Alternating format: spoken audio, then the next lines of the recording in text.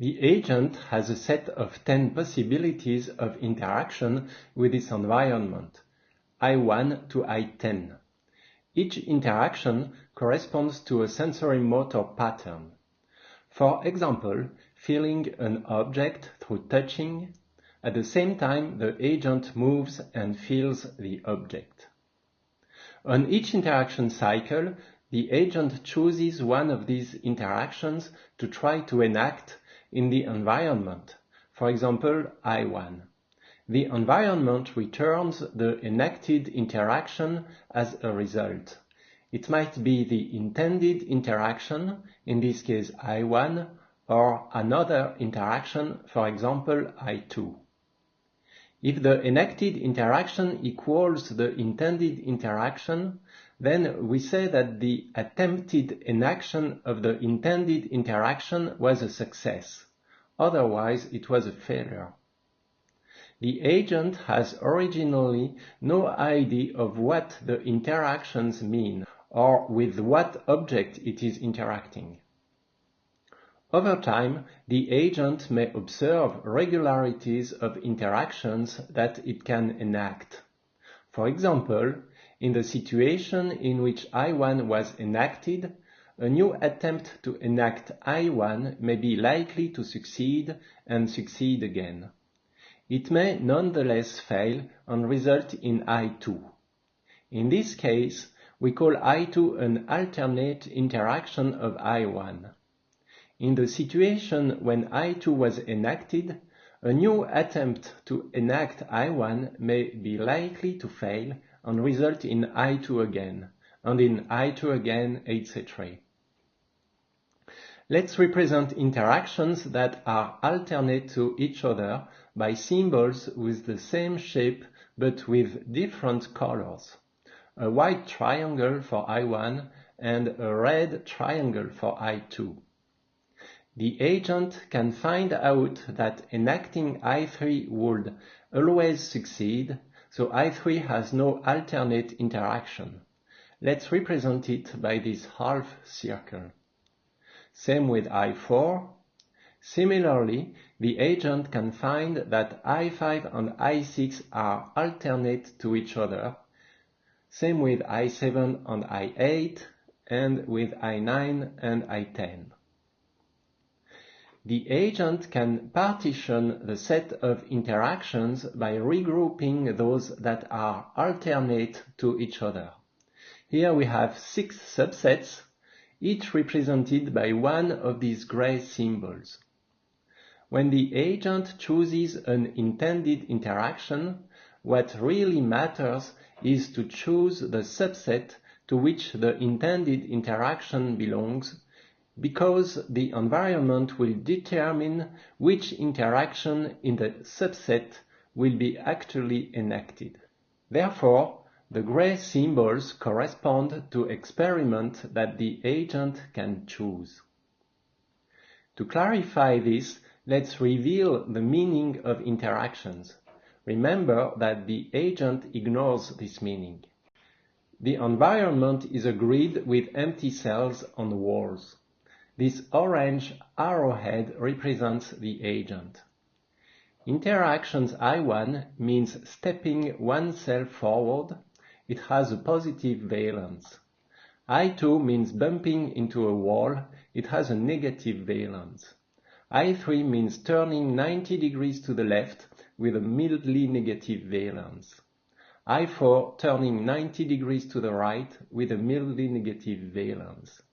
I5 filling an empty cell to the left, I6 filling a wall to the left, I7 filling an empty cell to the front, I8 filling a wall to the front, I9 filling an empty cell to the right, I10 filling a wall to the right. All filling interactions have slightly negative valence.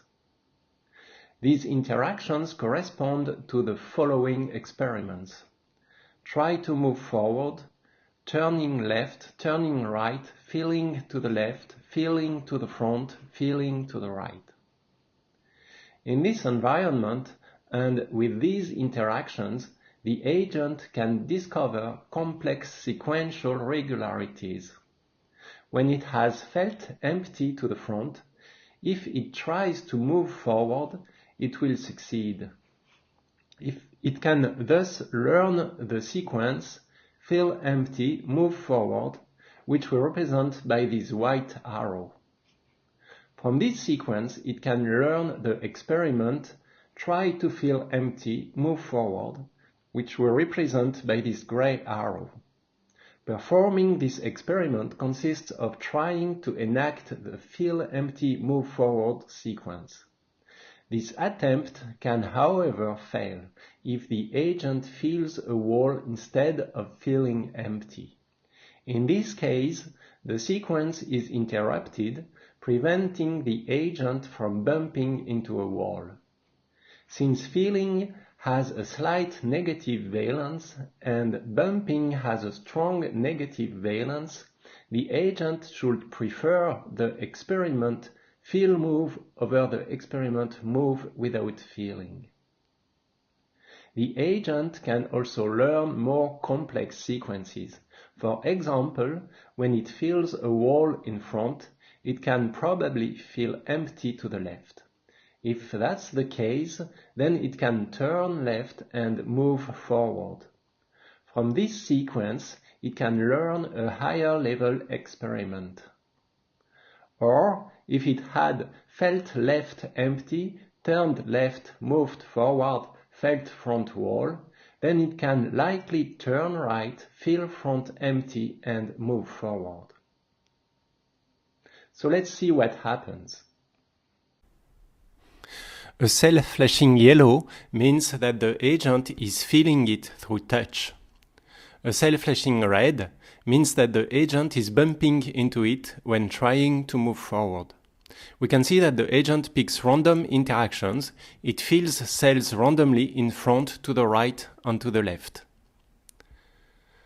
After a while, it begins to learn to feel in front before moving forward and not move forward if it feels a wall. So from here we can see that it had begun to feel forward and feel to the sides when it feels a wall in front.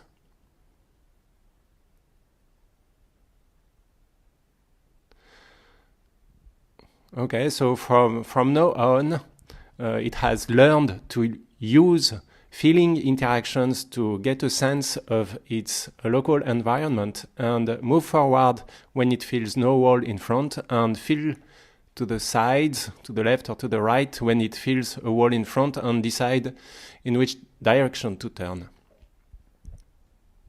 This demonstrates the emergence of active perception because we did not predefine which interactions could be used as perception. The agent just uses feeling interaction to prevent itself from enacting interaction with strongly negative valence. It begins to use certain interactions as a perception and to make decisions based upon this perception. You can play with this demo online. You can use these cursors to preset the valence of interactions. Of course, if you give a positive valence for turning, the agent will learn to spin in place, or if you give a positive valence for bumping, it will place itself in front of a wall and bump into the wall indefinitely. In these cases, it would not need to learn active perception to be satisfied. This slide summarizes how it works. Over time, the agent enacts a stream of interactions. It records episodes of interactions that it organizes hierarchically. At a certain level of abstraction, the current episode can match previously learned episodes. Previous episodes that match the current episode are reactivated. Activated episodes propose subsequent episodes to try to enact. Proposed episodes are categorized in subsets that correspond to experiments. The agent chooses one experiment and tries to enact one of its interactions. As a result, the agent enacts increasingly higher level interactions and learns even higher level sequences. Note that it is a purely sequential mechanism. The agent appears to learn spatial properties, left, front, and right directions, but this is implicit. How to make spatial learning explicit and make the agent construct a spatial memory is still an open question. As the agent learns new composite interactions, the set of possibilities increases. When the agent chooses a composite interaction to enact, it delegates its control to an automatic subsystem. From the agent's point of view, the composite interaction seems to be enacted in an abstract apparent environment. This means that the cognitive coupling between the agent's cognitive system and the apparent environment evolves as the agent develops. This is an important effect of developmental learning.